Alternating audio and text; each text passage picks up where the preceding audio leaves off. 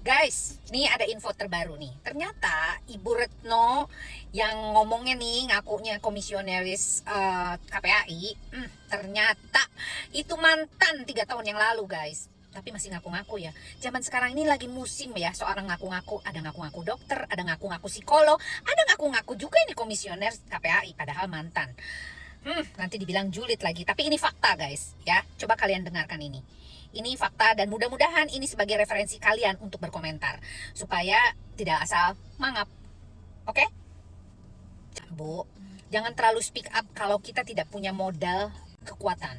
Artinya kekuatan kita itu sebetulnya peluru untuk kita menggas kasus-kasus yang ada di permukaan kita gitu loh. Ya, kita vokal. Artinya kita tuh harus punya bekal dulu, latar belakang kita itu bagaimana. Misalkan dari pendidikan kah, dari intelektualnya kah, dari cara berpikirnya kah, atau memang dari semua kelengkapan ijazah yang baik dan benar gitu. Misalkan nih, ini misalkan contoh. Jadi kalau misalkan ibu mengaku-ngaku sebagai atau mengatasnamakan KPAI, itu salah dong. Kan ibu bukan di komisioner KPAI lagi sekarang. Oke? Jadi tolonglah melihat, bercermin diri, jangan menjadi power syndrome. Ya, karena punya kekuatan, punya kekuasaan sebelumnya, akhirnya masih melekat di dalam diri dia. Tuh, coba cek di YouTube-nya, masih lo pakai komisioner. Bener juga sih.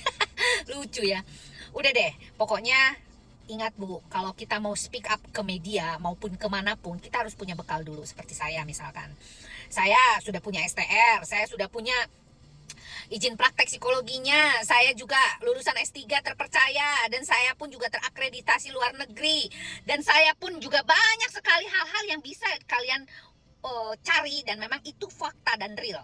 Nah, baru kita bisa speak up. Itu kantongnya kita, itu modalnya kita untuk bisa speak up. Karena apa? Kita bukan abal-abal gitu loh. Oke? Jadi yuk, yang menilai itu adalah masyarakat. Bagaimanapun masyarakat menilai, tapi harus kita punya bekal latar belakang pendidikan yang mumpuni dan punya kekuatan secara finansial mungkin, atau punya kekuatan secara background pekerjaan kita yang mumpuni. Ya, salam Rita Gading. Jadi begini Bu Retno Listiarti, mantan komisioner KPAI. Maaf saya ulangi sekali lagi. Mantan komisioner KPAI. Ibu masih berbicara seolah masih menjadi bagian dari KPAI. Padahal jabatan itu sudah kadaluarsa 3 tahun silam. Ya, kita semua tidak salah dengar, jabatannya itu sudah lenyap. Tapi di channel YouTube pribadinya, Bu Retno ini masih pakai label komisioner KPAI hingga saat ini, tanpa update, tanpa koreksi. Kalau sampai 3 tahun nggak dirubah itu bukan lupa, itu disengaja. Masa lupa sampai 3 tahun? Memakai jabatan yang sudah tidak berlaku adalah cara agar tetap terlihat relevan di mata publik. Kalau jabatan itu digunakan untuk membentuk persepsi, maka itu sudah masuk wilayah manipulasi publik.